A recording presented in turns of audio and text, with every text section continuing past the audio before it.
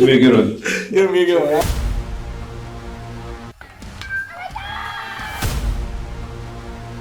Definitely a different type of process. Cut down or freeze up. Being a coach's son. Jackson, of course, they keep retooling. One stone to face, a hit by pitch. Oh my goodness. Hello everyone, welcome inside the Red Earth Production Studios for this edition of YBMcast, powered by Game 7 Baseball, Game7Baseball.com. And as usual, it's right around the corner. They started Shamrock Shootout this past weekend. Got Arch Madness coming up this weekend.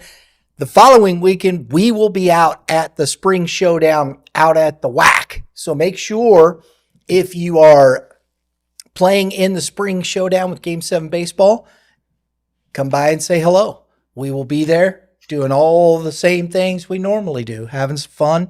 We'll be live streaming the championship games on Sunday. And that's two semifinals and the championship game, giving out our top award, all the fun stuff, man. Is that on the 29th or the? Mm-hmm. Yeah. So I'll see you out there then. Yes, you will. That's my first event. Exactly. 14U, baby. Maybe we'll see you in the championship game, huh? Never can tell. I don't know. Okay. I have a great group of young men. Yeah. But we have a lot of work to do. There you go. And who better to have than to have the guy with the most patience in the building? That's sarcasm. I'm working on that. I have to hit my mute button. I'm working on Okay. Hey, folks, we got today on the show joining us again from Metro Sports MoKan, Brennan Knabe. I said it right. Knabe. You said Knabe last week, too. Yeah, you had it last week. Knabe. Man, I messed it up. I thought I had it. I looked at it before I started. I didn't even have the notes. I was going, I'm confident. Yeah, because there's an O in there. I messed it up. Knabe. There it is. Thanks, Brennan. Brennan, tell the folks where they can follow you, buddy. You can find me on Instagram at b.k.3, on Twitter at msmk_Brennan. And then you can find Metro Sports MoKan at anything under Metro Sports MoKan. If you just look that up, you should be fine. Very good. How you guys doing on your website? We're working to move providers. The thing was, for a long time we were having to manually enter stats, which for 800 teams that we cover in Missouri and Kansas, that's just a lot of tedious legwork. So, and it just got progressively more expensive with who we were working with. So, looking for somebody new. We should have that up and running by second week of baseball season. Very good. Very good. Very good. All right. And as always, the guru himself, Mr. Kevin Moulder. Kevin, how's it going, buddy? You know what? It is going great. We are on the eve of opening day for Missouri high school baseball. So it's, other than Christmas Eve, this is about as good as it gets, right? Why not? I agree. Go ahead, Kevin. Tell it like it is. That's the way I'm rolling. I think it's going to be fun. We got some good Troy Classic starts. Tournaments on the other side of the state. What do we got going on over there? I believe we've got something at Creekside. It's the Metro Leadoff, which should have some pretty good Class 6 matchups in it. I haven't gotten the chance to totally look at the schedule, but we'll be there this weekend. Very good. Very good. We're going to be covering the Troy Classic. Looking at that, we got our fine folks. Joe Hartke will be, although he can't this week, he's on vacation. That's all right, spring break, whatnot. So the MCC, but we'll be covering the Troy Classic with our GAC guys, Evan Shank and Amelia Razik. Check out their team previews, the GAC North. It's up on the website right now, Youth Baseball Midwest. Looking forward to working with our interns all through the week. We're going to start a new show Monday nights, 6 p.m. We're going to go live. the press box. We're going to be talking baseball. Hope to maybe see Brennan on there a few times to bring him on the show from the other side of the state, covering baseball throughout, and just have some fun. Let's go. I'm excited about this. Going back to this Troy tournament, it is an exciting event. It's a lot of baseball, in a great facility. So if you do go over there, they'll make sure you bring a few bucks because they do charge. But and that's okay. I mean, they got lights, stuff like that. So support your high schools, whatever. And it's not expensive, but the talent that they bring in, there's some teams that'll be overmatched, but overall, and I think it's a mixture of classes too. It is. It's not just a Class 6 tournament, and so I should try to get out there and be able to catch a game, assuming weather. And I'm pretty excited about this for these ball clubs. I'm sure Kevin will have some notes on this event because there's some dudes in this tournament. There is, and it's going to be a fun tournament. The Troy Classic this year, you've got Troy Buchanan, Holt, Fort Zumwalt South, Union. I'm looking forward to seeing Union in this tournament because we've got them in our top 20 in Class 5. I think that's going to be fun. Fort Zumwalt West, North Point, Seckman, Hannibal in Pool B. That's an interesting one with North Point, Seckman. I'm looking forward to seeing Hannibal because last year they compete hard. They always compete hard. This will be a good test for them, especially in that bracket. Mm-hmm. Pool C's got Francis Howell Central, CBC, Gateway Legacy, and St. Dominic. And then Pool D is Francis Howell, Timberland, Howell North, and Eureka is coming over for this one. So you get a good flavor of teams in this tournament. I like the Troy Classic. Good luck with Pool D. Yeah. Yeah, Eureka and Howell. Woohoo. Right? Yeah, got to see that game. Anywho, so that's what's going on there. Folks, please take a moment. If you like what we're doing, hit the like button. Helps the algorithm. We appreciate that greatly. If you want to support what we do, hit the subscribe button. Hit the dinger next to it. It's not a home run, but it's better. It's notification bell. It gets you, and your phone goes off when we're on the show, and it comes on, right? Yeah, because I got a dinger. I got a notification. That's what we call a dinger around here. Notifications for upcoming episodes just like this, and we're getting ready to get into it. I appreciate everybody joining us. We're talking Class 4. Now, this one gets a little more difficult because, some of these teams are harder to get information. I'm going off of last year a little bit, looking at what teams did, how they come back. Some players, you try and find as much information as possible. And that's why I've incorporated this gentleman and these two gentlemen joining us via the Prime Sports Midwest call link. So let's get into this, guys. Starting at the bottom, as we are wont to do. We are going to look at Aurora Hound Dogs. Aurora is coming off a season where they were 14-13. Coach Heath Fortson coming off his first year. That was his first year coaching last year. There's three guys really here to watch. And the senior, Matt Cutbirth, who is the catcher. I always like it when we see catchers coming back because I think that is such a huge, huge spot for high school baseball teams. Having that catcher experience. All-district pitcher, Jaden Carpenter. And this team, I think, is going to make some noise. Could be better than 20, but they were dealing with some injuries last year. As I was reading, this is a great place to get some information down if you go to the O-Zone, Ozark Sports Zone. Great information down there. They do a good job covering down there. Coach Fortson said Matt Cutbirth is a leader with a lot of experience and personality that bonds our team. He's a tough defender at the catching position and will be a big contributor to our team's power at the plate. Carpenter, the senior all-district pitcher, also hit .276, so he did pretty good with the bat. The coach talked about him as a wealth of experience for this team. They got a lot of returning guys.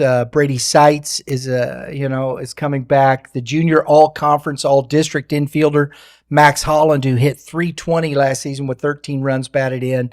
So they've got some guys returning. I like Aurora. It'll be interesting to see. They won district last year. They were the District 11 champs, but lost to Nevada 7-3 in the sectionals. And Nevada is one of those teams, and we'll get to that. That's just one of the powerhouses in that area. They're constantly there. We've seen their name up there quite a bit. So, can they get past some of those guys? That's going to be interesting to see. But we got Aurora at 20 there. Next is a team down south of St. Louis area, Central Park Hills. They were 16-10, coached by Randy Calvert. They were district champs, lost to MICDS in the quarterfinal, 4-2. They got some kids coming back. Jackson Jones is one that stands out here. Anybody want to jump in on Central Park Hills? Yeah, Jackson Jones, heading to Three Rivers, is a left-handed hitting catcher. Mitch is your type of guy. Strong kid, can run it out of the yard. Toolsy catcher, can throw. And like I said, a good left-handed swing. So, and Central's been on the map for a couple years here. So yeah, looking forward to following that one. And obviously, if you're having a position to be picked to be strong at, the backstop would be one of them. Here's something that could be interesting. We've been talking back and forth with Coach Montgomery down at Festus High School. Been wanting to try and get him on the schedule for quite some time, and we might have the opportunity to get Festus on the schedule at their house. And there's a date, and it is coincidentally with this Central Park Hills team. Oh, that could be interesting, right? I love matchups. I love top 20 matchups, no matter the class, because you get to see the teams. Yeah, it's Festus and whatnot, but you get to see a top 20 team against another top 20 team, whether it be, same class or not. You get to see kids that, when they get into their class, what are they going to be able to do? And I think that's a huge part of it, right? Yeah, I mean, they're top 20 for reasons because they got some guys that can play baseball. Yeah. And I think baseball is across the board. If you're good, you're good, right? Mm-hmm. So talent is talent. And I think the biggest difference is the size of these schools. Obviously, that's a no-brainer, but it's depth, right? So I think that's what separates some of these Class 6 schools is they can run out 9 guys or, in case of some guys like Hal, probably 25 guys that are really talented. And then where these smaller schools might only be able to run out 4 or 5. And so you can catch them, the next day in conference or, you're not pitching the same guy. So obviously the first 2 schools have backstops that are pretty darn good that have, and that's a position that I played. And I'm very hard on those when I critique those. And so for a guy to be a right-handed, obviously, thrower and a left-handed hitter, I think of like guys like Joe Mauer right away and how exciting a guy like that was to watch, play baseball and he had size. So that's a matchup that I would like to see and actually call that game if we get that chance. So make Absolutely. sure you call me up. Oh, definitely. Moving on up here to number 18, we have St. Michael the Archangel. I kind of got privy to them, started following that. They beat Summit Christian to win the district championship, which 1-0. That's a 1-0 ball game. I'm sure it was a dandy, but they ended up losing to Benton in the quarterfinals, 16-0. So they got pounded up pretty good there. I know that I believe they play baseball over at Hidden Valley Sports Complex in Blue Springs, because I've seen their stuff up there. Brennan, can you talk to us a little bit about St. Michael the Archangel? Yeah, I think this is kind of a perfect spot for them this year. As you mentioned, they were one of those teams that just ran into the buzzsaw that ended up being Benton at the end of the year. And honestly, I would kind of expect a similar fate for them. I don't think that they've moved too far up or down. They're one of those teams that's going to be just about as good, maybe slightly I think the beginning of the year might be a little interesting for them. They've got to come into their own a little bit, but they've got a lot of young talent. Colston Leon in 2027, he's going to be a really, really, really good player. I think one of my favorite guys to keep tabs on in that 2027 class. But I think that they will kind of have to find themselves a little bit at the beginning of the year. Yeah. Does he pronounce it Leon and not Lion? I have no idea. Okay. You're talking about Colston Lion? Yes. 2027. Okay. I don't know if he pronounced it, so that's why I was asking. I don't know the kid. Is it Leon? That's cool. It's French. That might It's be a more Kevin French. question. It's Colston Lion. Okay. Okay. Yeah. So what do you know about Colston, Kevin? What have you seen so far? Colston's a good player. Yeah, he was part of our super sophomore games last summer. And St. Michael's is also well established. They have a sophomore catcher that I like a good amount, JT Moorhead as well. So yeah, excited to follow them this spring. Absolutely. 2027 seems like 2027 class, and Kevin's talked about that. It's a pretty dynamic class, isn't it, Kevin? Shaping up to be a good group. Obviously, with those younger classes, you don't really find out the depth of the class until they're about junior year. But yes, it's shaping up to be a fairly strong class.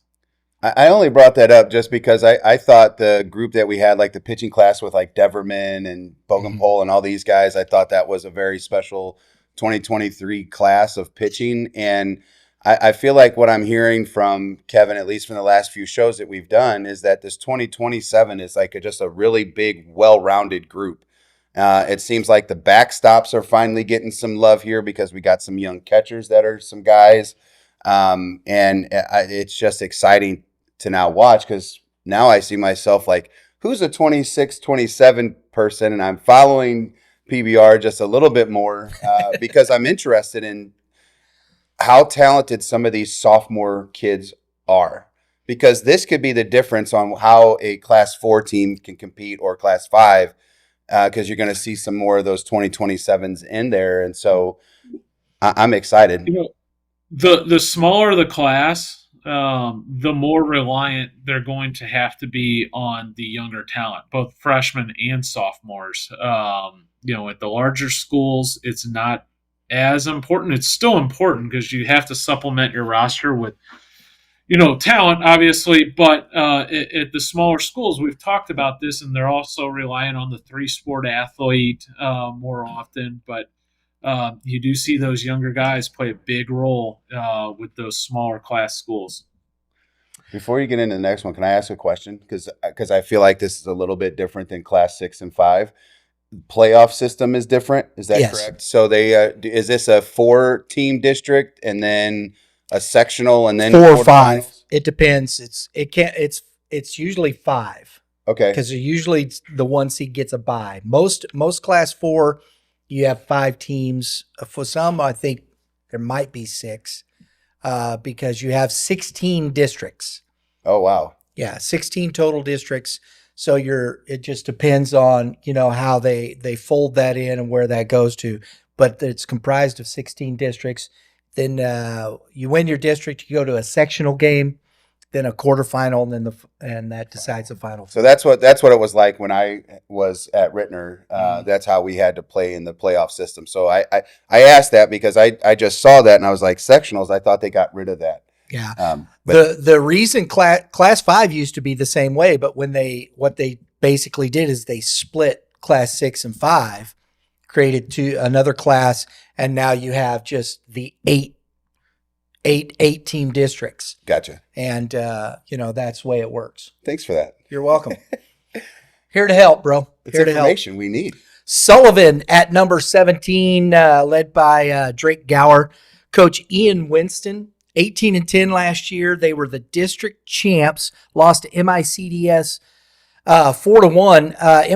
MICDS put a lot of people out of the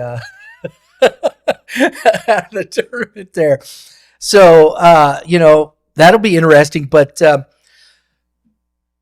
anybody? I'm gonna let these guys go first because I might spend a few more minutes on one kid that I really like from Sullivan. I want you to I'll learn just me on touch this one, on man. Drake Gower real quick.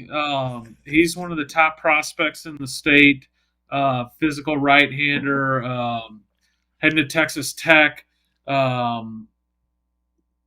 He saw him a couple years ago at one of our events. It was 87. Now he's can be to 94 miles per hour. So it's going to be interesting to see. He will get draft attention this spring. How the breaking ball develops will tell a little bit of his story. But Drake Gower is definitely one of the small school big arms to keep an eye on, and really just regardless of class, the top arms in the state. Yeah, for me, Brennan, you were going to say something? Yeah, he's going to be what wins them some close games this year. I think that you will be able to visibly tell on a list of results from them this year which games he pitched and which games he did not pitch. stats don't lie. Stats don't lie. For me, I'm excited about this young man. It's the first time I got to meet him. I got to spend an entire winter with this kid. He's a massive young man. Football guy. So we talked about multi-sports in these smaller schools. He is a multi-sport kid, and that's Chase Blue. He is probably like a 6'1", 220, maybe 230. I swear he's as wide as me. He's a running back. Way more fit than I am, but he's a guy that had some exit numbers, because obviously we use a lot of data too to help our athletes, and he was consistently upper 90s. We didn't get like sweet spot numbers like that, but he had triple digits for us this winter, and is pretty consistent. And so he's a kid that I really like to obviously watch because he swings for it, and he understands plate discipline too. So he understands like if he gets his pitch. So for me, it's going to be offense, and can that offense help lead them up to a higher ranking down the road, and can they upset some of these teams like MICDS, down the road? Because I feel like with what I'm seeing with sectionals is you're going to have more than just one arm to run you through your playoff system. So I'm excited to watch Chase. I'll follow him. So if anybody on here that's watching I think they're the Eagles, correct? Yes. Sullivan Eagles. Pay attention to that young man, and then watch his football games too, because he'll run through your linebacker as well. I mean, he's a big young man, 6'1", and probably 220, 230. So a little love for Chase Blue out there, and hopefully he does well as he gets his opportunity to shine this year. That's a big kid, man. That is a big kid. I got a picture sitting next to him because when he hit those numbers, we took a picture of it to obviously post on social media, and I'm sitting next to him. I'm like, that's actually somebody that makes me look small because he's got a thick chest.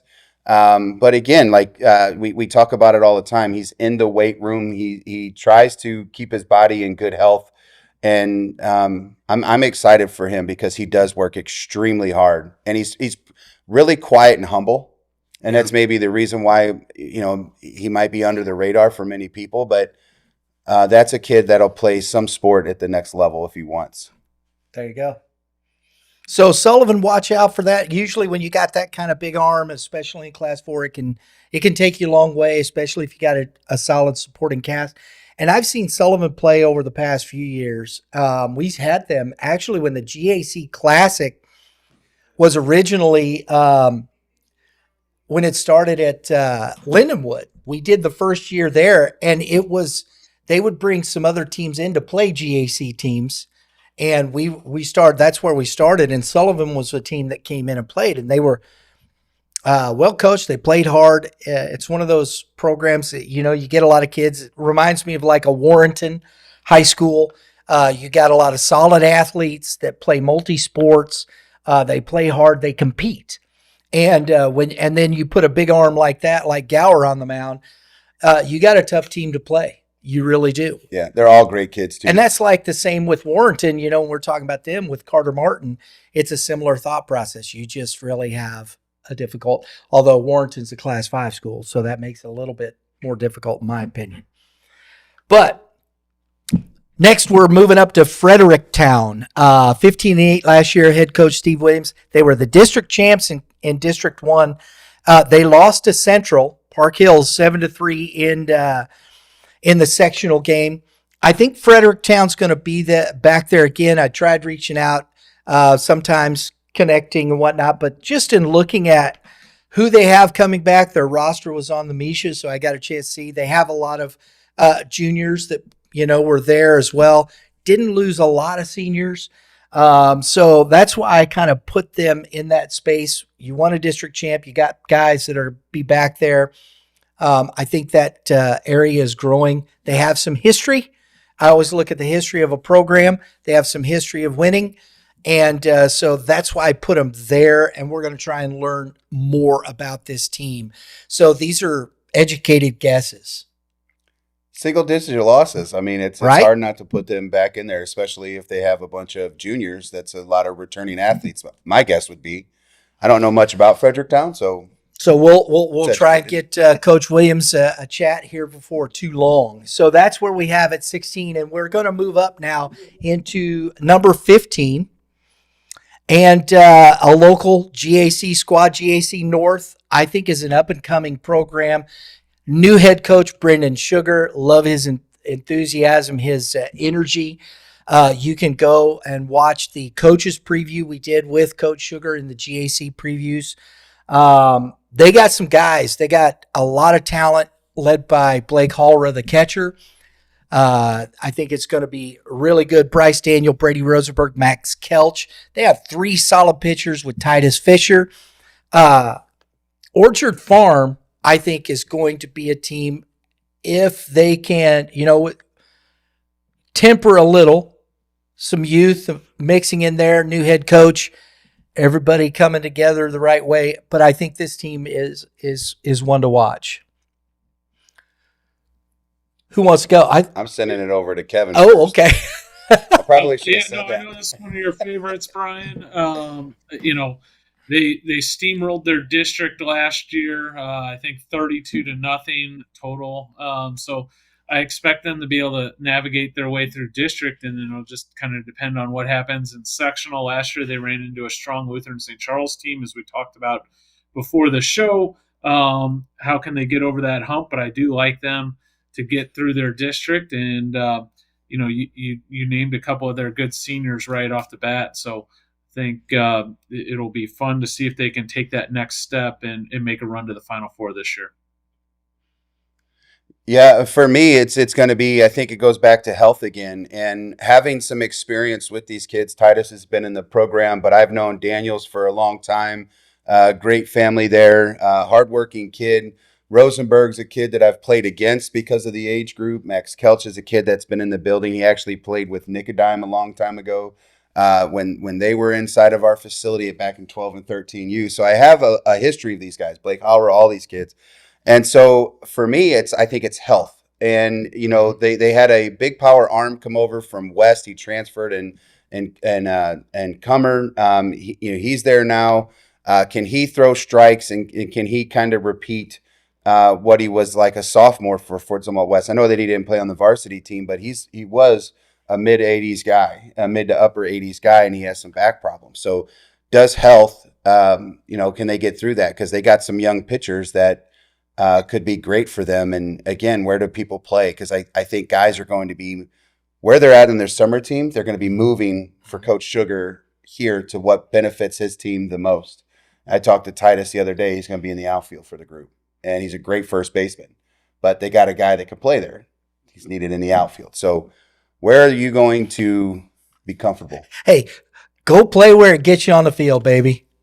Go do your job, right? Yeah, don't sit the bench. Exactly. Don't want to be that guy. And It's like, I just want to do this. I think, and two, the GAC North is not going to be a cakewalk with Warrenton. I think St. Charles West, again, we're going to talk about them here in a minute. As you can see them on the radar there. That's going to be a battle all year.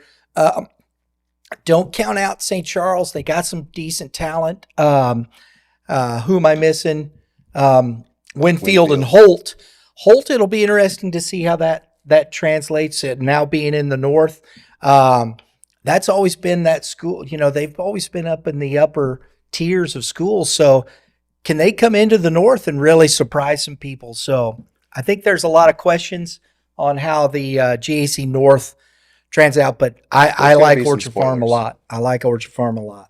So next up, here's a perennial powerhouse, and when you talk about the rich getting richer, and I may have them too low. I started doing some research. Kevin, I want to do this real quick, and I'm gonna throw this at you with our number 14 team, Logan Rogersville. Logan Rogersville. Let me do this. I'm sorry. Hang on one second.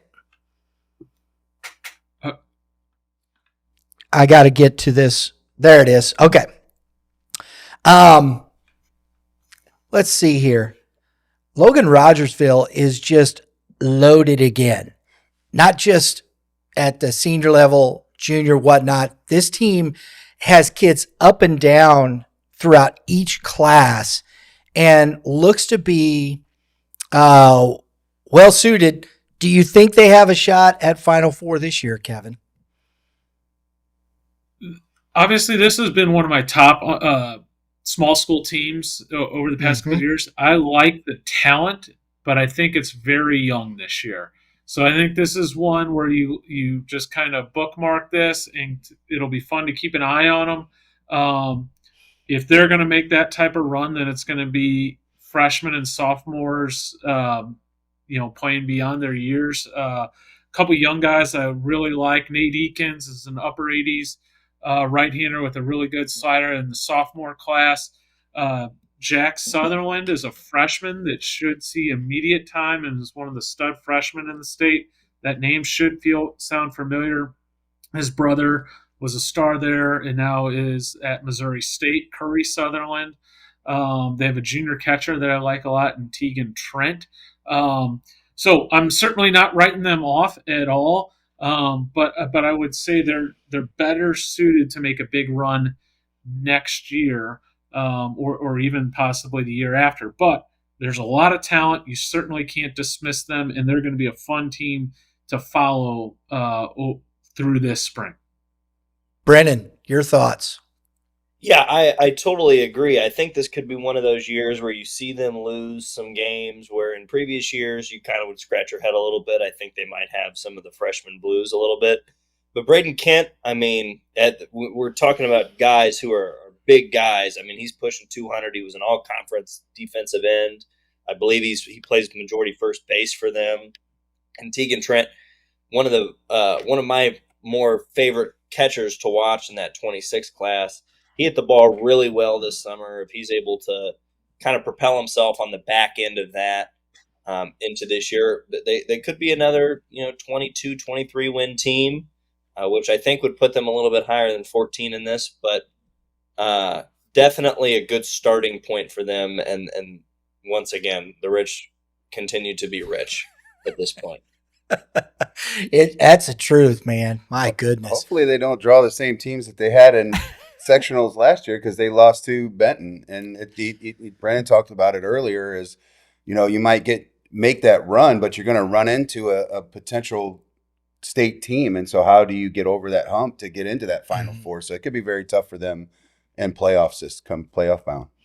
Next, one quick sidebar on them, and you know how I love to talk about the Springfield facilities. Another phenomenal baseball facility, all turf, big time setup by a Class 4 school just outside of Springfield in Rogersville. It's phenomenal setup there.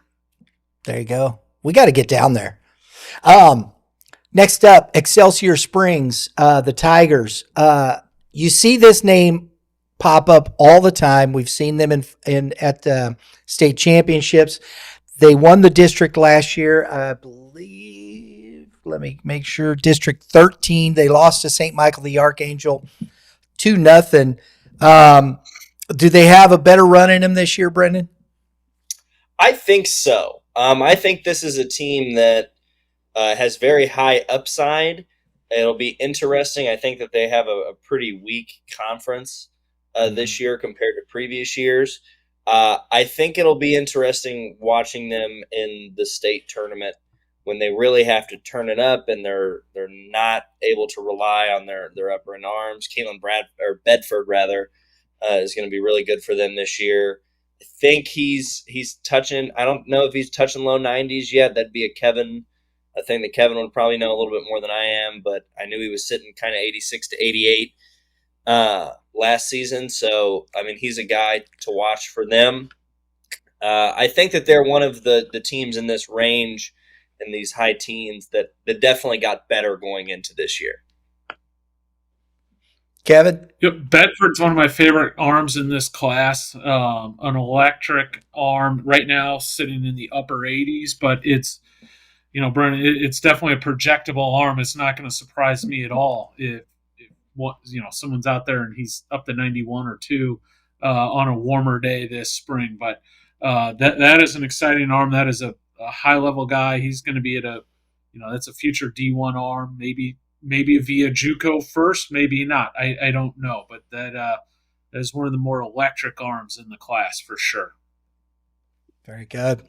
So at number 13 or 14, yeah, that was 13. Number 12, we got St. Charles West. One of my favorite coaches, love Coach Allen. He's fun to talk to.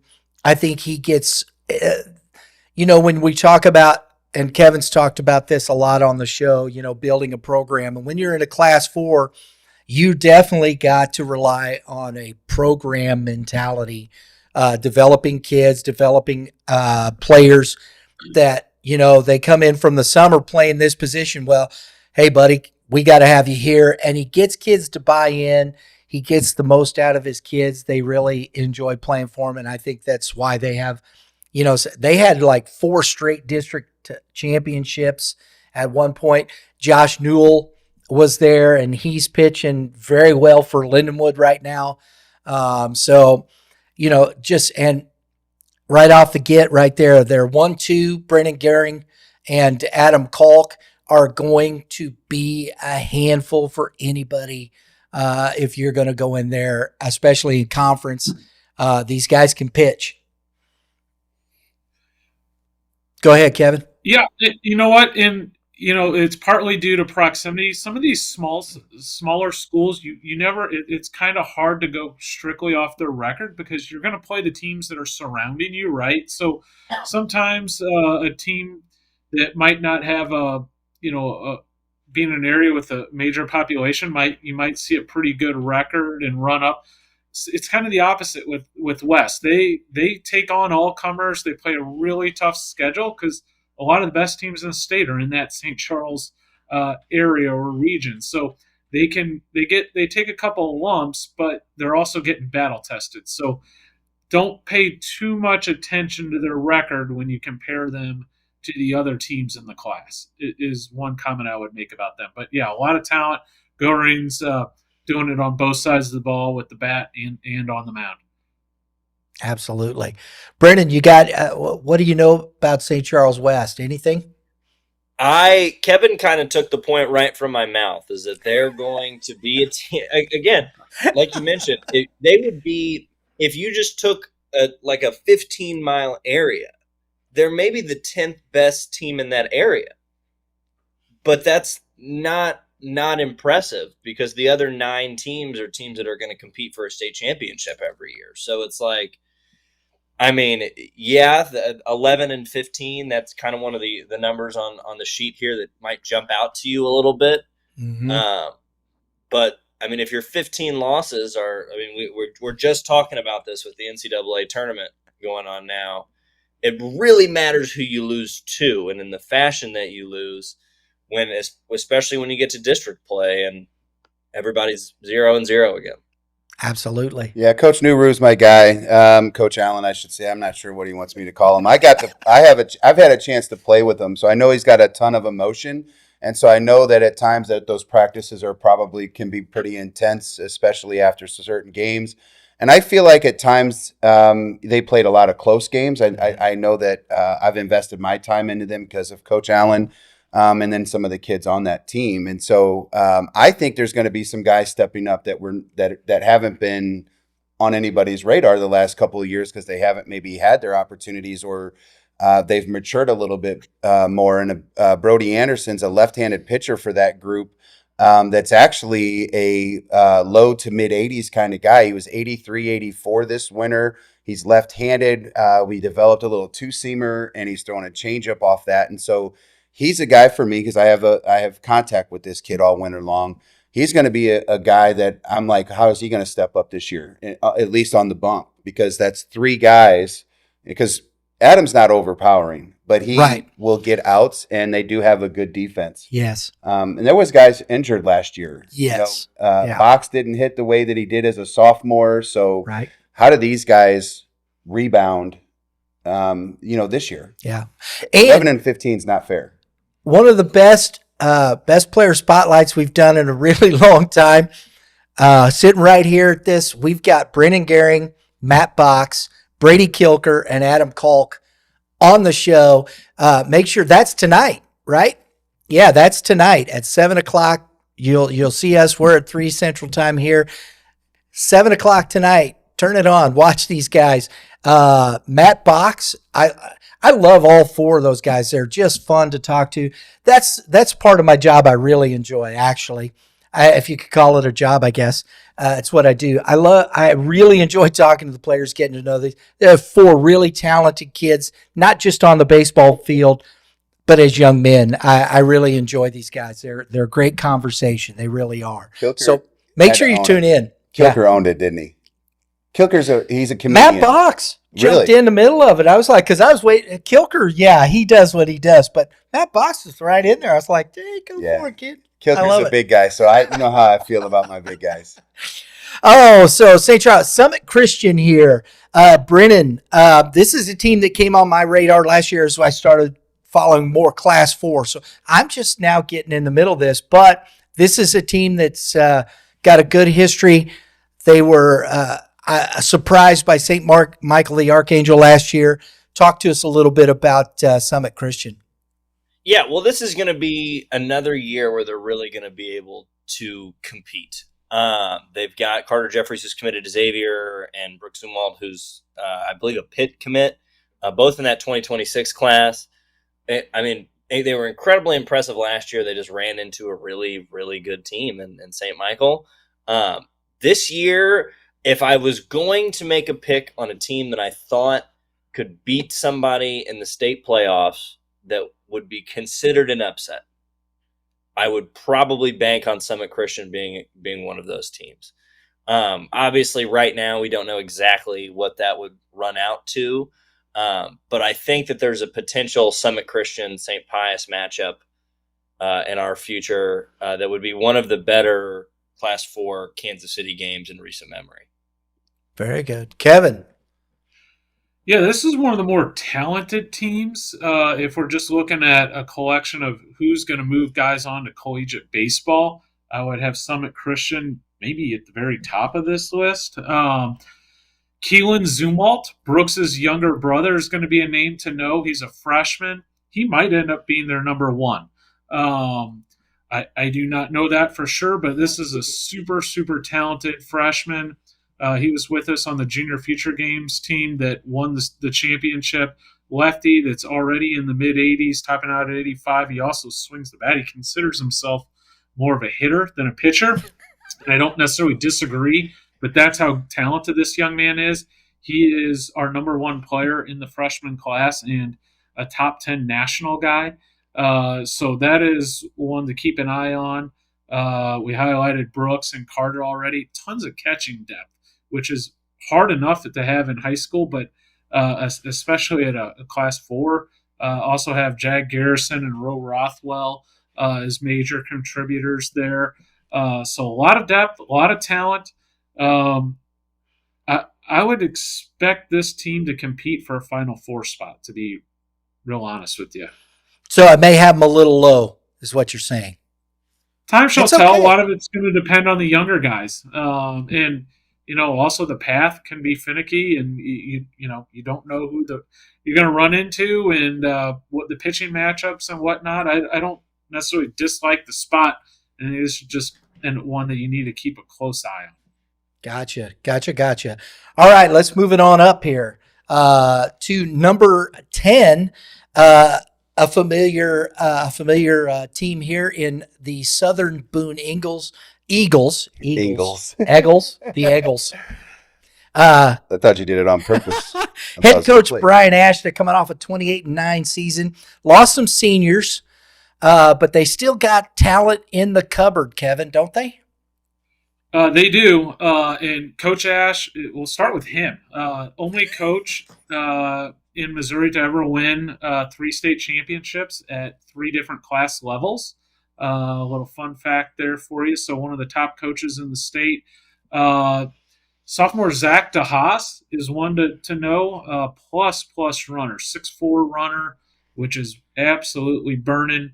And then Nolan Ash, another freshman. He set me up with 2 freshmen back-to-back teams here. Is also one of the top freshmen in the state.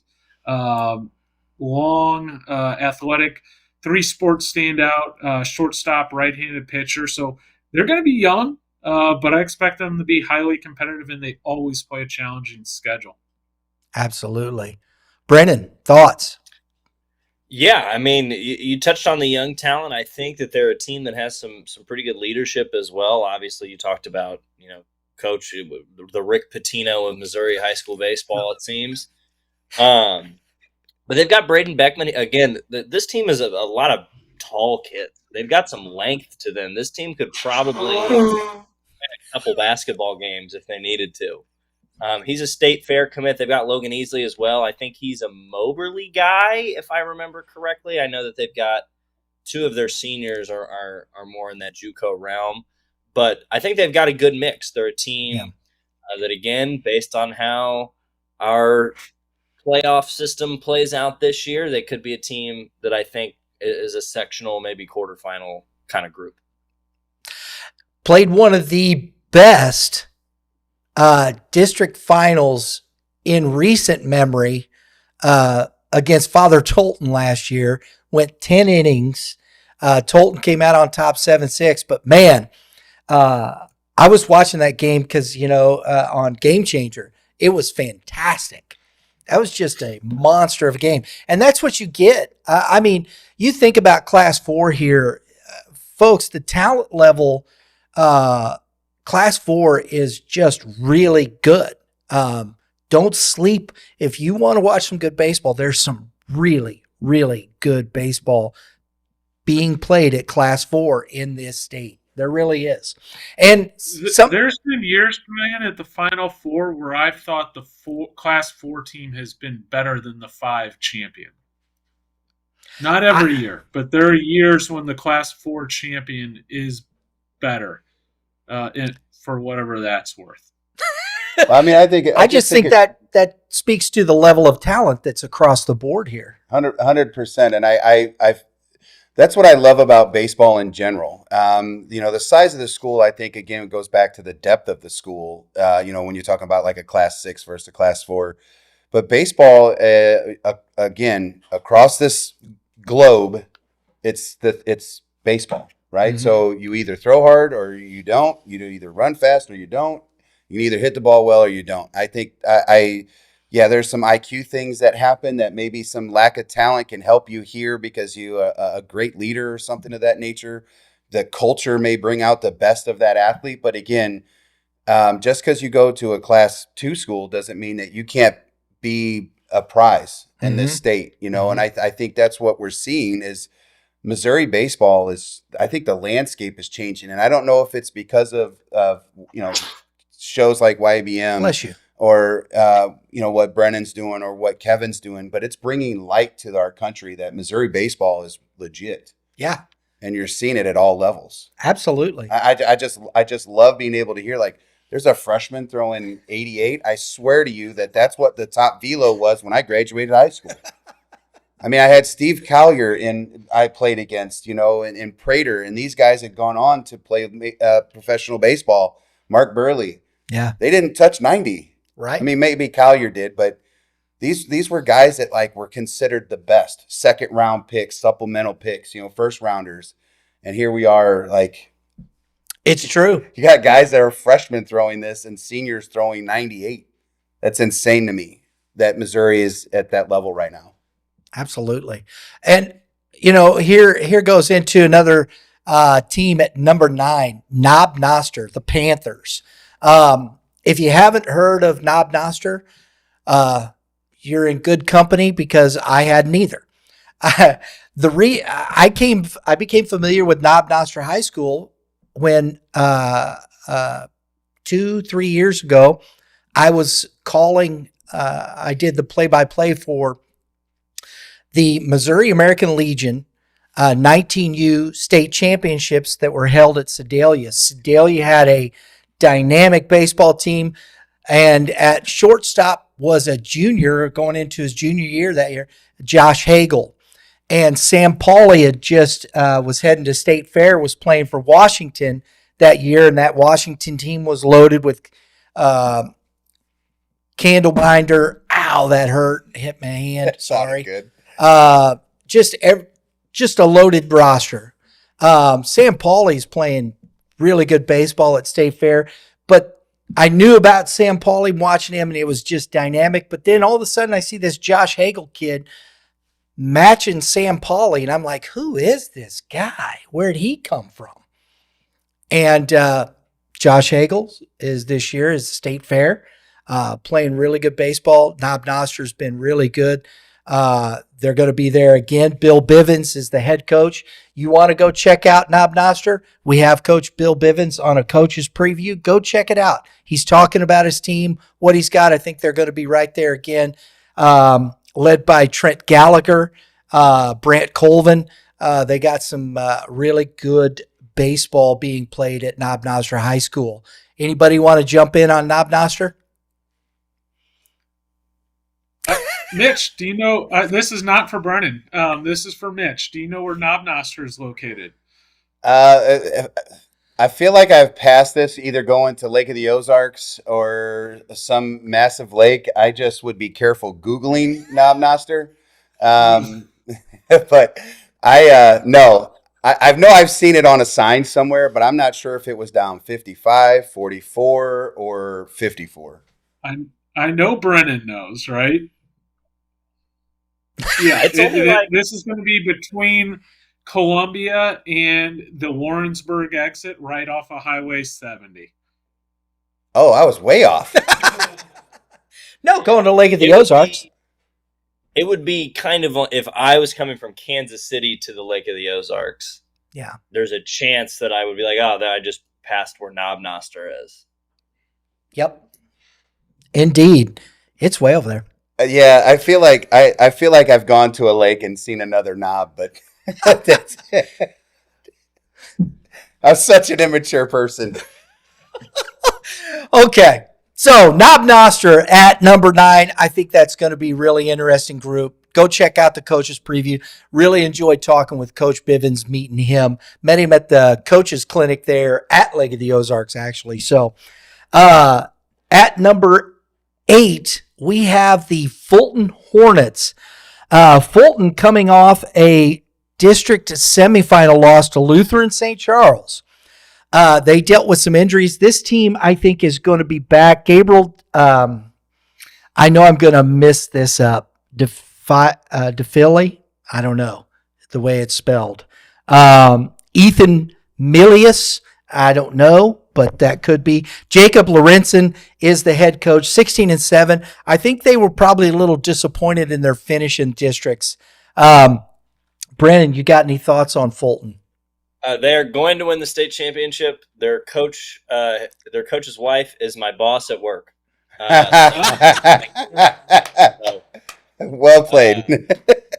Yeah, I was excited there for a second. I was like, "Man, he is really." Yeah, I'm not going to make going that bold of a statement. I've learned. Can you edit out the part about the boss's wife? Like that? There you go.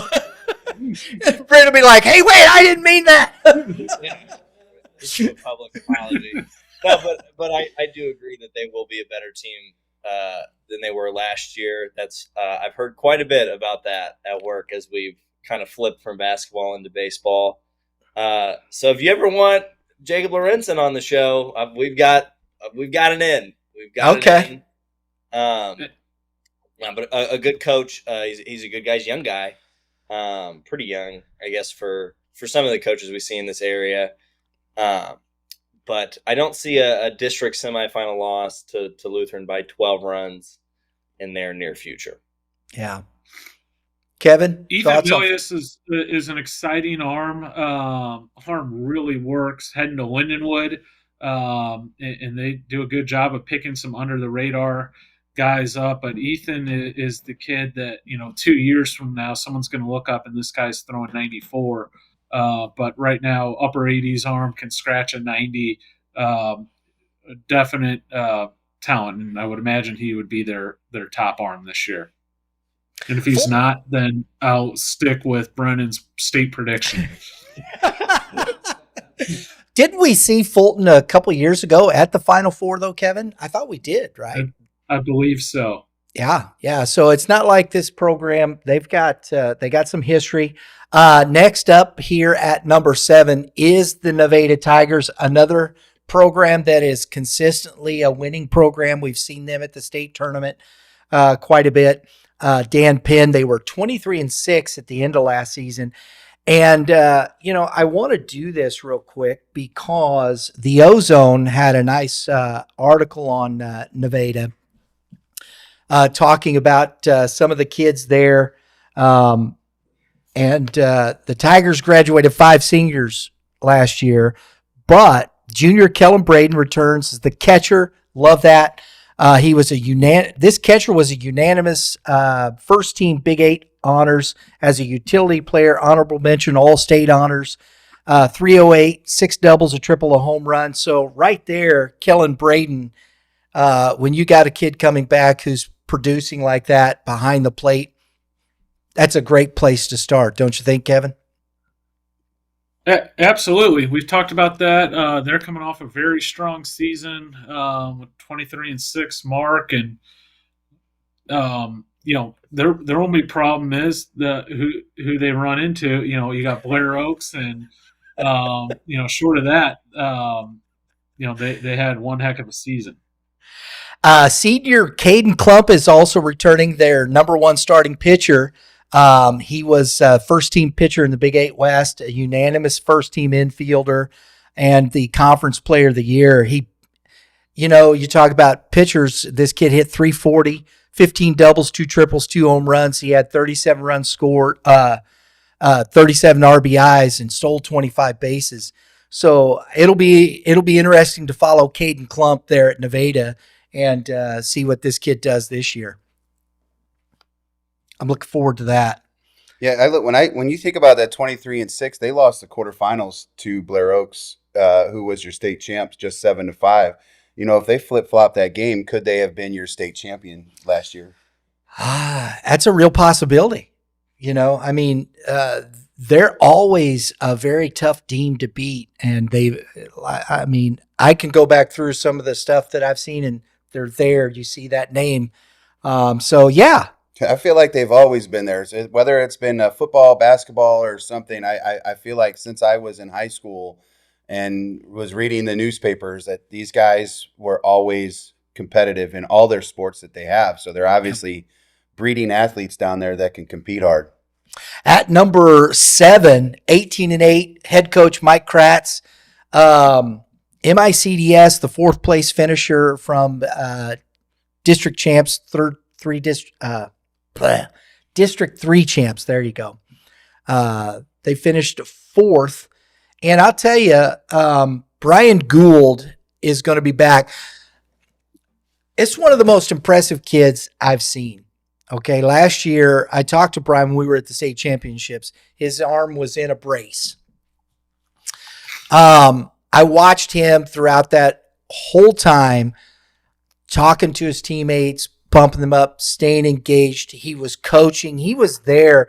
The presence of this young man, and probably why he's going to West Point, was, I think, a real reason why this team had a lot of success after his injury, because he didn't get down. He was there. He was a presence in that dugout with his teammates.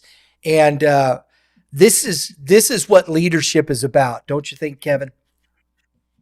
Yeah, I'm glad you brought that point up because this is exactly who you want representing our country one day. But on the field, super talented guy, two-way talent. I don't know the role they'll use for him this year, but catching, third base, and then obviously pitching. So it'll be interesting to see the timeline they use for him on the mound. But going to be a major contributor, and there's a lot of depth behind Brian as well.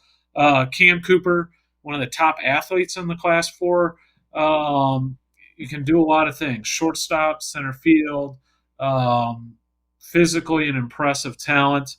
Harrison Sikorsky on the mound, and then LJ Triplett, who was starting in the outfield for him last year as a young guy and is back and stronger. So there's a lot of talent, and talking to Coach Kratz, there's a chance they could be better this year despite losing some really good players. So obviously the return of Brian Gould is a major boost for them. Brennan, that's a big spark. And, finishing fourth, that definitely leaves a bad taste in your mouth getting there, losing both games. What do you think about this team? Yeah, I think Brian is going to be the guy who kind of drives the ship for them this year. Not only is he an impressive baseball player, but he's just kind of an impressive human being. You look at the leader that he was for a football program that was led by a Hall of Famer and Fred Bouchard. You get to play quarterback for a guy like that. You must be doing something right. I also agree with Kevin, though, that I'm interested to see exactly how he's used. When he did play last year, he played well. I think he hit over 600 in games that he played in last year, but that's obviously with limited plate appearances. I've seen a couple videos of him throwing. He looks like he's going to be coming around right in time, but I know a lot less than I will give myself credit for about UCL recovery. So he's a guy that they'll definitely need, and if for some reason he's not 100% to start the year, it'll show. But I think that they can kind of quickly come into their own with him 100% healthy. Did he have TJ?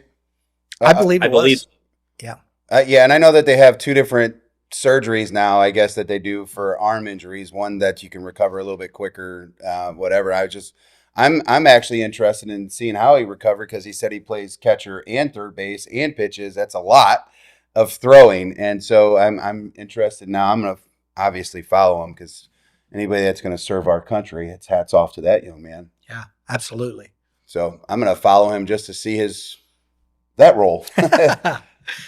All right. We're up into, that was MICDS at number 6. Now we're into our top 5, guys. And, I've been talking about this team here. I've got them in the number 5 spot, the Moberly Spartans.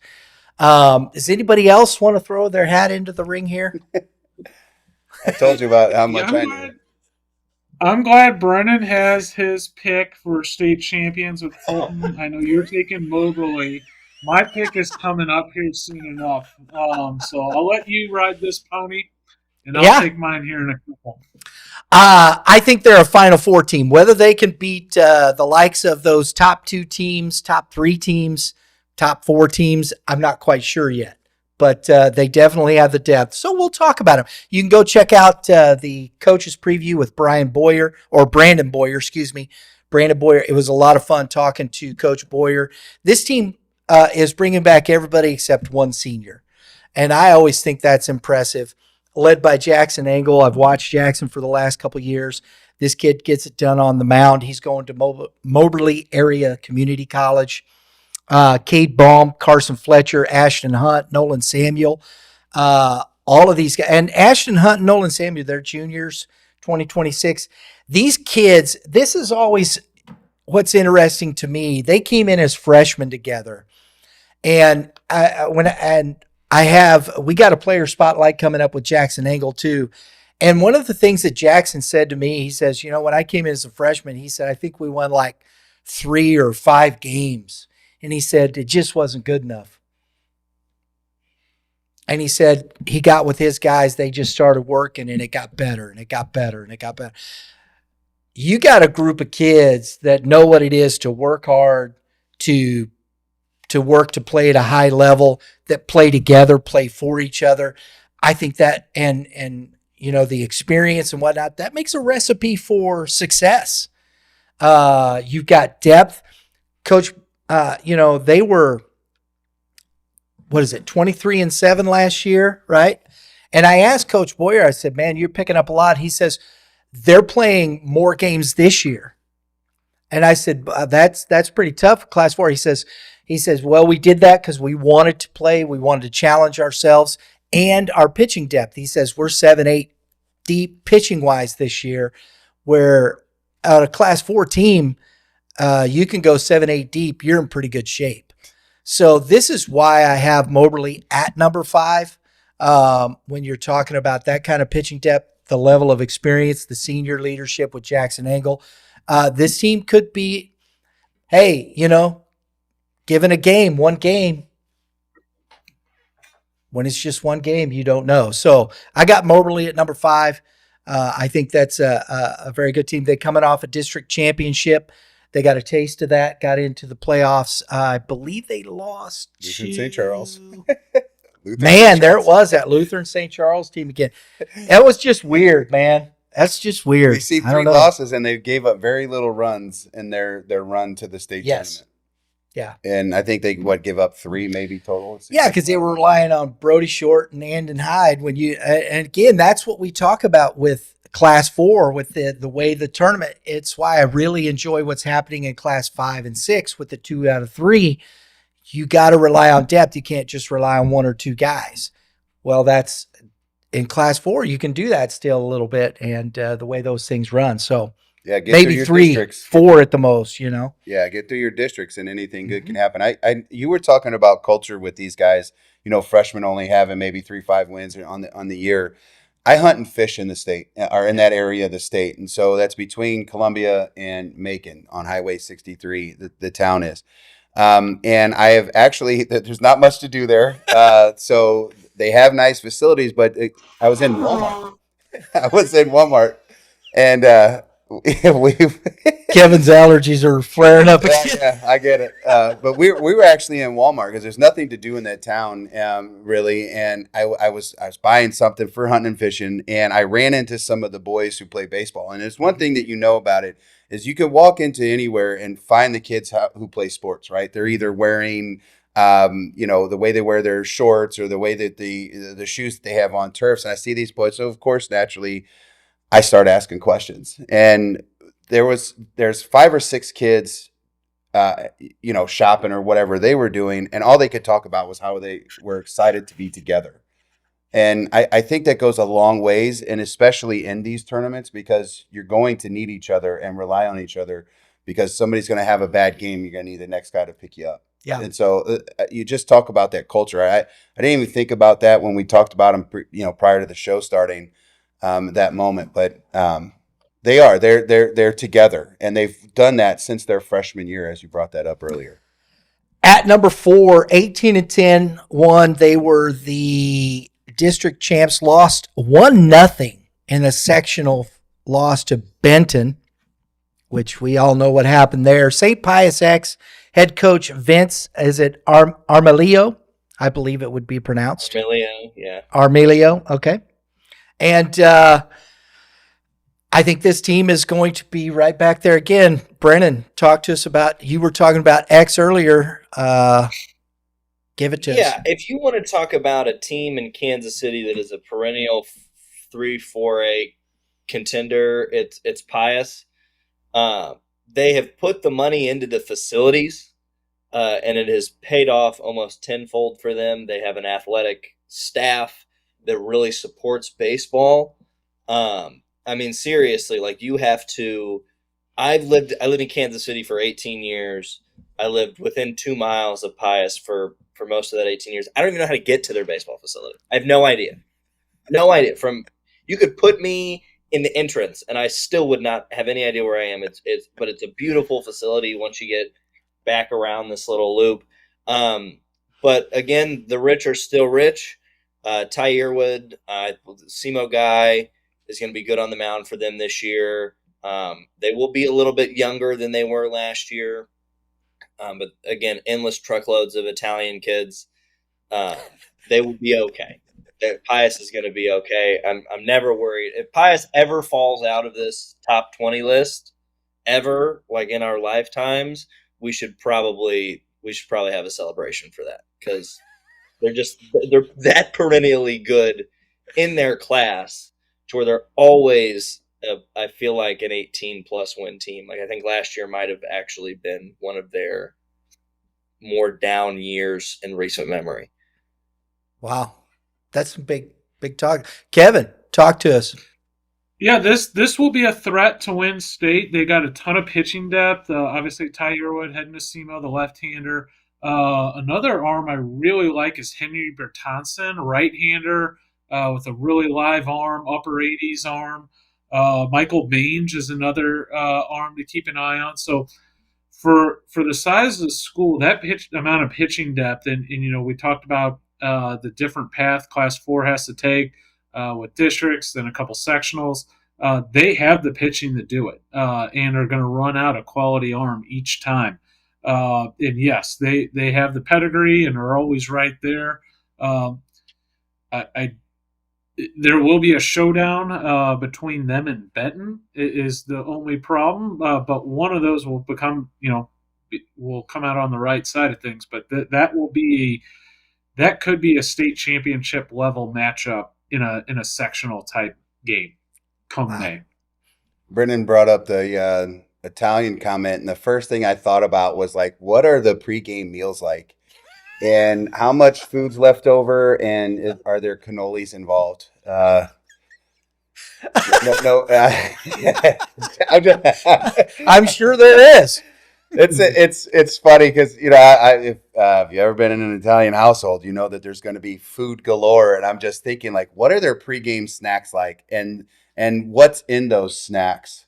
To keep these Any pictures pasta rolling. plates that you think maybe? Well, I don't know. Pasta's not a great thing because of antipasta. It's all the meats and the cheese. Oh, I didn't hear that part. Yeah. No, I was thinking like, tiramisu and. I love me some tiramisu, get bro. the coffee going and get you all Dang, jacked up. now I got to get to the heel. Whatever. You just said that. I just immediately went to food. I haven't eaten yet this morning for breakfast, and I was like, Italians make. Haven't been to Giantoni's in a while, man. I'm going to 801 Chop House tonight. Shout out to my significant other because we are on year 30. So hey, yeah, congratulations. We're still boyfriend and girlfriend at year 30, but hey, and you're as married as anybody. Since you think that Moberly's a flyover town, we got to go to Lula's Tavern the next time you're going through Moberly. If you want like half decent food and a lukewarm beer, it's the best place on the planet. Perfect. I'll bring my ice. I love it, man. I love it. It's like 15. I've been there one time to watch Moberly play last year, and I was like, yeah, let's stop somewhere local, try to do that on when we're going to these games.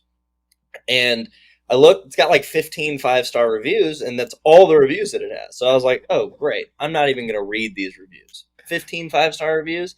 All of them are like, really, really great service. The food is okay, though. Everybody in there was super nice. But, I mean, it was an interesting meal that I had. It's food, and you can eat it, right? Yes. Casey's has the best food in town. I tell you what, Brennan, we got to try and figure out a way to get up there to do a press box show live. We'll do it from that place, and we'll get you over there. Yeah, we'll just meet there and. Jeez. All right, number 3. Another one, a perennial Father Tolton Catholic. They're back, led by that kid Lucas Wheatholder. This young man, he seems like we've been talking about Lucas for quite some time, Kevin. Well, he was the starting shortstop as a freshman for a state championship team, so there's a reason for it, and there's a ton of depth this year. A lot of leadership, a lot of talent. Father Tolton's going to be one of the favorites in this class, and now that we're going through all this and dissecting it pretty good. There are a lot of good teams in this Class 4. For sure. Matthews States would be another one to keep an eye on. Senior heading to Columbia College. Two-way talent, right-handed pitcher and first baseman. Will Brettweiser. So yeah, this is going to be a team that's going to be right there again when it's all said and done. Brennan, have you seen much of Tolton in your what you guys do down there? Unfortunately, last year I missed out on the majority of the good part of Tolton's schedule. I was supposed to go to a Friday Tolton game, and the day before I shattered my ankle at Rockbridge's practice. Or right after Rockbridge's practice. So I didn't get an opportunity to watch them as much as I wanted to last year, but keeping up with the Game Changer, they're going to be a team. I honestly, if I was making a pick just based off Fulton not existing and that not being my boss's husband, I would say that I think that Tolton is probably my pick to play somebody for the title. It'll probably, I honestly want to say if it runs out the way that I could think it would, we'd see a Benton Tolton championship. If that's, I can't remember the exact 16 seed bracket in my brain correctly, but two of the teams in the top 5, I think will be our state matchup this year. Tolton good on you. You did your job right in the rankings. Well, and just the sheer amount of talent these teams have, and first time I saw Benton was last year. First time I watched Tolton was last year. We were live streaming. We went to Southern Boone and they were playing there. It was a great matchup between Southern Boone and Father Tolton. They do have a new coach in Trey Morris. His first year coach, Trey Morris. Now he's been there as an assistant, so that'll be interesting to see. So I don't think there's going to be too much of a thought process. But can a first year coach, can it be a little different as you move up from assistant to a head coach? I mean, for me, I love being an assistant coach just because I can coach the game instead of manage the game. And when I have to move into that role, because our head coach has been tossed before and I've had to become the coach, it can be intimidating for the first couple of games. But I think as there's comfort there, I think that, it might take a few game jitters, but he'll probably be fine. Obviously, you don't get to that level without having a great coaching staff. And I know as a youth coach, the importance is my staff. And hopefully he has a great supporting staff. And it's always been that case, whether I've coached at the NCAA level, the assistants were what made the job easy for the head coach. So yeah. I think that's a big importance for a new coach is what do you have on the basis for you or wherever your staff is. Kevin, what are your thoughts on this, especially jumping into a level of a team this way at this point?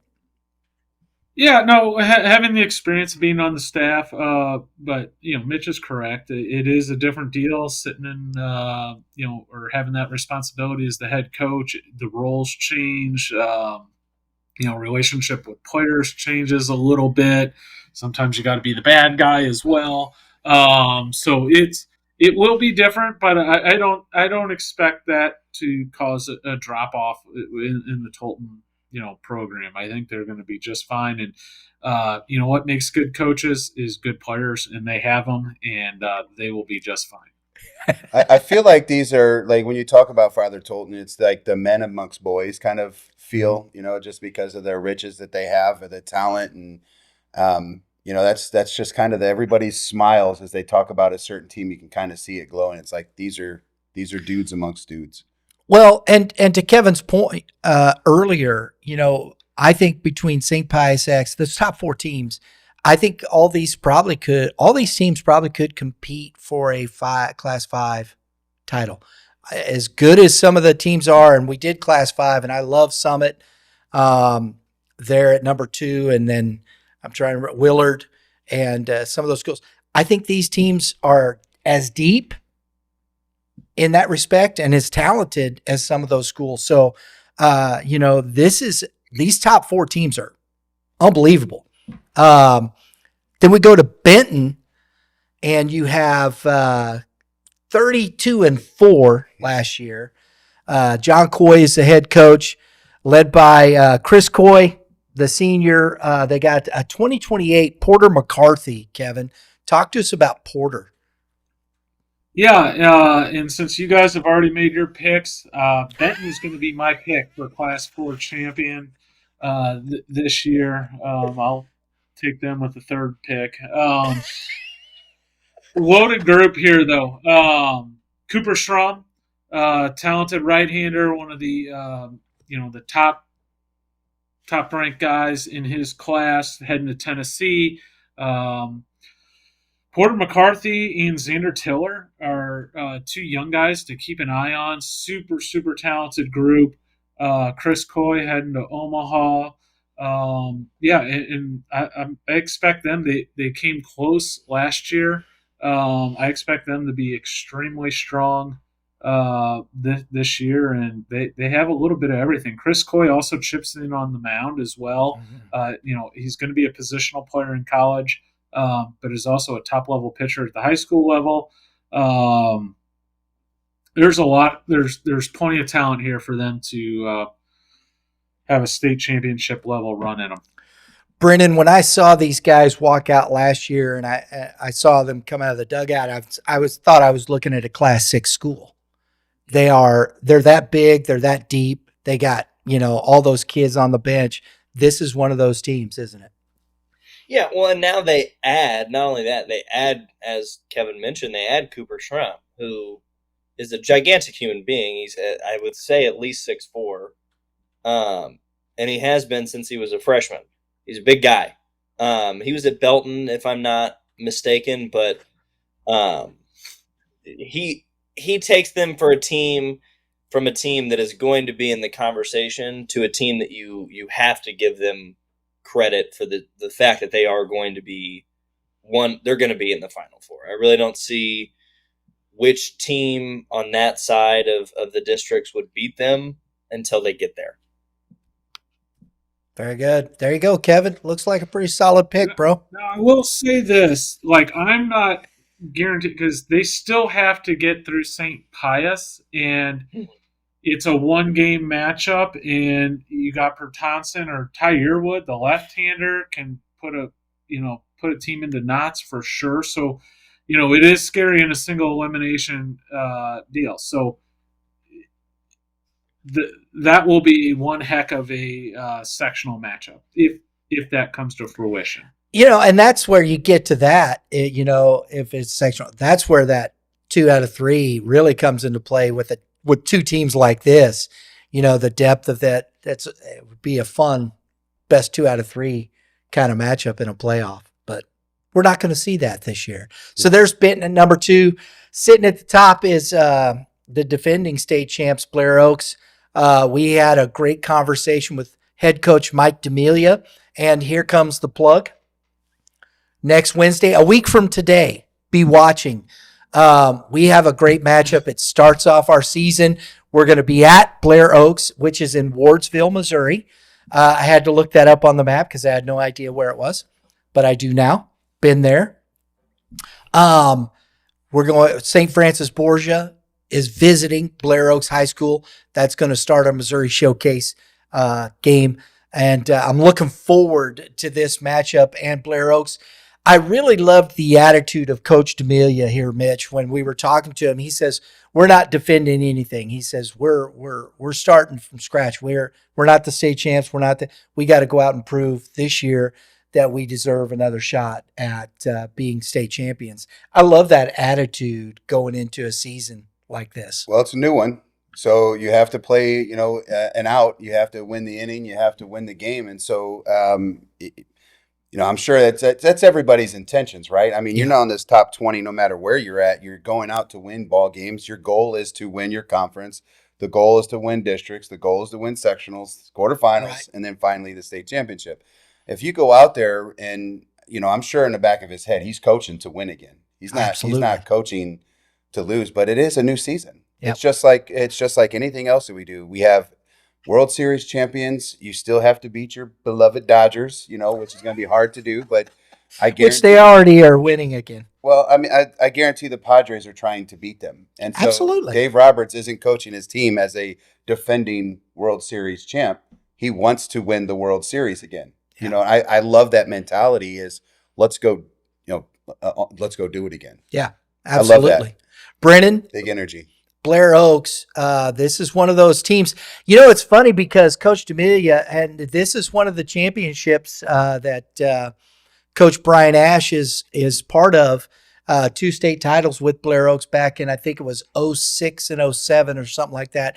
So Blair Oaks has been winning for quite some time. I believe their football team just won the state championship as well. Here we go again. Do you think, what do you see in this team? Yeah, I mean, they're a powerhouse program in every sport at every level. Their volleyball team is a perennial state contender. Their football team wins all the time. Their basketball team, beat multiple 6A teams this year. So the rich continue to be rich. And I will say that every coach that I have talked to out of Blair Oaks is kind of with the Phil Jackson philosophy of you're only successful in the moment that you commit a successful act.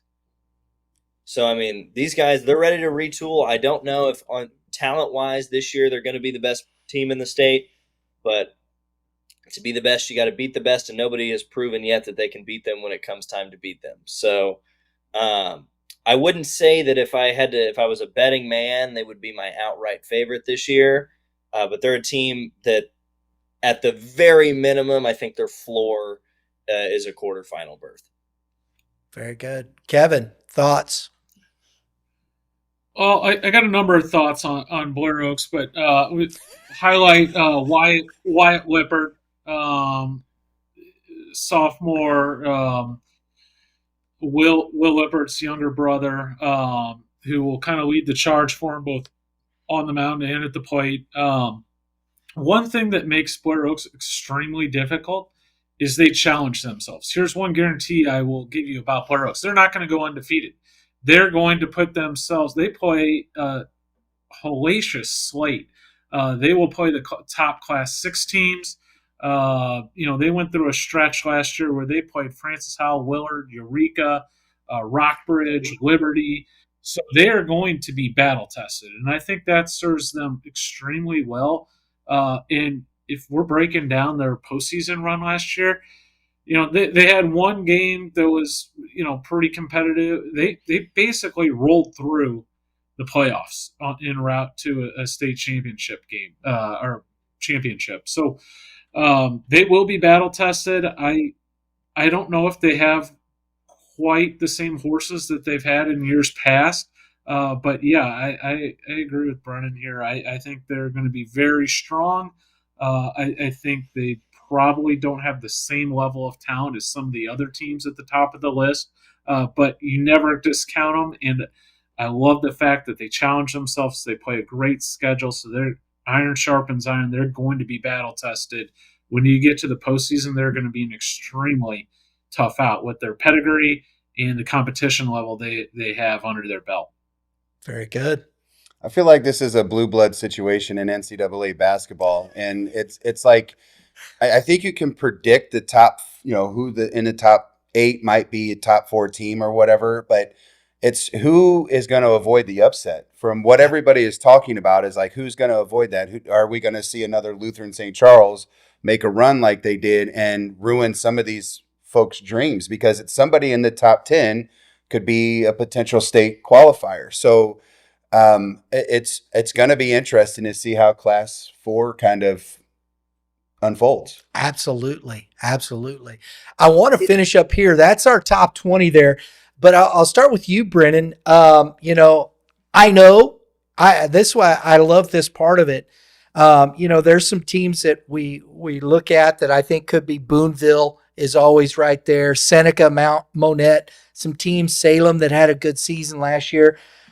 Just off the top of my head, there's a lot of 8. Savannah in District 16 had 20 wins last year. Seneca had 18 wins in District 11. You had Salem was 16. They were 16-5. They lost in the district semifinal to Owensville. Owensville had and they were 14-13. You had Kirksville, 18 wins. Clever down in the Southwest, 21 wins. Eldon, 18 wins. So there's a lot of teams right there on the bump. We'll see how they go back to. In your thoughts here, who am I missing? Did I, and if there's somebody that outside of that you're thinking about? Not much. I think you did a pretty good job. I think that the Boonville, Seneca, and Aurora little three right there, those probably 20, 21, and 22. I think those were pretty much interchangeable. I think that when you're looking at those three programs specifically, I see why you gave the edge to Aurora, especially knowing what we know about the way they played last year. Mm-hmm. I think that though we'll have a pretty concrete idea of how the bottom of that order is going to play out pretty early in the year, because those teams like to play tough schedules at the beginning and they're non-con. So, yeah, I think that of the two shows that we've done, I think I agree more on Class 4 than I did on 6. Very good. There you go. Kevin, thoughts? Yeah, the thought is this is an extremely talented roster, or a roster of teams here. I would expect, my pick, I told you already, Benton. I like St. Pius a lot, MICDS, Summit Christian. There's a lot of talented teams here. I'd rather pick you apart in May after I get to watch them play on your rankings, like I'm accustomed to. Let's do it. So, no, I think this is a pretty good list, and it's all subjective, and the kids get to play it out on the field. We mentioned that, and at the end of the Class 6 show, it's easy to sit here now preseason, but the beautiful thing is the kids get to play this all out in spring, and they'll have their chance to make their voices heard. Absolutely. That's what I like about this. I love the conversation about the teams, because as we're sitting here talking and you guys bring stuff up and whatnot, it makes me think about, well, maybe I should have maybe I was a little wrong here. I could have done this. And then when I first did this, I tried to do it as early as possible. And I really continued to try and dig away and find information, because I'll go back through and look. Even today, I'm looking at some information like, maybe I should have done this here. And that's okay, because as Kevin said, you're right. It is all subjective because nobody's played a game. For instance, we were talking about Class 6. Brennan brought up Class 6. He had I disagree already now with my Class 6 number 20 pick, because I went out and watched them at practice last Saturday after all the big storm. They were out on the field. Oakville, I think, could be a very dangerous team. I knew the pitching depth, but there's a sophomore there. This kid, he was a starter as a freshman on the basketball and football team, and a sophomore on the basketball and football team. He's a starter. It looks like he might be playing shortstop this year. 6'3", runs, athletic, hits, plays. Oh my goodness. So yeah, I think I'm wrong there already. What are you going to do? Right? That's there you go. What's that? Said hindsight's 2020. Absolutely. So, let the games begin. I'm looking forward to seeing some of the teams, and we've got some great matchups out there. So, final thoughts, guys. Go ahead. I just have a question for the two gurus over here. Who is your dark horse, or somebody that could be an upset to these top teams? And maybe they're in the top, 20, maybe they're 10 through 20, but who can give somebody a fit that might make a run that's surprising? I think the easy dark horse pick is Summit Christian. That's the easy one. I mean, they have the talent to do it. If you've got one on the top of your head, Kevin, I mean, I think that there's a bunch. I was going to say Summit Christian, but I don't consider them a dark horse. Off of this list, I would say Summit Christian might be slightly undervalued, and they have the talent. So I would take them. If I'm pressed further, Excelsior Springs, because I think Kalen's one of the top arms in this class, so they could, if they find a running mate with him, maybe. Some of that's built on luck, I guess. Yeah. And what you get in the draws that you have. That's what I felt like was when I this is back in the late 90s, we always ran into somebody's ace at the district finals. We had Justin Baxmeyer, who was at DeSmet. Chaminade got us one year. We had Wes Hawkins from Pattonville, who happened to be a gem that year, big lefty from Pattonville. And as I feel like when you're one of those teams that you're good, but you just run into somebody's ace, man, like, because their district path was so much easier. You got a team that was a 5-game winner, and you had a team that was a 15-game winner. It's like that matchup, you have to get to districts, right? Or you have to pitch your best, where maybe somebody like DeSmet could hold their. Now, DeSmet was the riches back in the late 90s. They had some of the most talented guys. Hey, what's old is new again. They're back at it right now. So they are. Man, what an amazing time frame to play DeSmet back then with Keppel, Zimmerman, and Don Rogers, and what they had. Just, it's insane to see that kind of resurface and be excited. And really, for 10, 15 years, I wasn't invested in high school baseball. And just recently, as obviously my daughter graduated in 2013, I started getting invested in high school sports. And it is exciting to watch the growth of Missouri baseball. Well, folks, we appreciate you joining in. Again, if you like what we're doing, hit the like button. Also, please let you know, we'll be live 6 o'clock Monday nights. We're going to be reviewing the week. We're going to be previewing the week on our YBM Press Box show. So I'm looking forward to that. It's something new we're going to do this year. We will also have our baseball talk show with Kevin. We're going to keep up with players through the week on Wednesdays. We got a lot of stuff going on with our live stream ball games. Once we get after tomorrow, man, we're full bore. And that first real week that we've got, don't miss it. April 4th, we've got at Baldwin Athletic, Webster Groves taking on Kirkwood. That Saturday on the 5th, we got the Midwest Classic Championship game. On Monday, we'll be in Blue Springs for the Lee Summit West Titans. On Tuesday, the next day, we'll be back right here in St. Charles County. We've got Fort Zumwalt West hosting the Francis Howell Vikings. And on Wednesday, the very next day, we will be at Eureka for the Lafayette Lancers. It is a great opening week, a great opening salvo. I'm really I'm pumped up about this. I just got chill bumps, man. That was good. That's going to be some really good baseball. I'm pumped up. Chill bumps or Whatever goosebumps? your dealer has, man. Jeez. It's going to be some good baseball, man. It's going to be good North baseball. County, baby. You know who's supplying it. Love it. North Oh, County. that's Jesus right there, Bill. I'm being ridiculous. There you go. That's the way it is. Hey, that's good stuff. It's baseball, man. We're ready to play. Guys, thanks very much. I appreciate all the information. Appreciate it, everybody. Thanks for tuning in. Hit the subscribe button. Hit the dinger. You know what it is. All you pitchers. Kevin, take it away. throwing strikes. What do the hitters do? Don't get to strike two.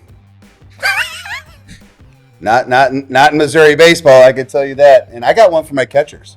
Go ahead. Exchange time under 7.7. Get those numbers down to below 2 if we can get under 0.7. We talked about a lot about catchers, so I had to throw that in there. I know it's not the normal closing. I'm hip, baby. Do your thing. I love my catchers, man. Do your thing. We'll see y'all next time.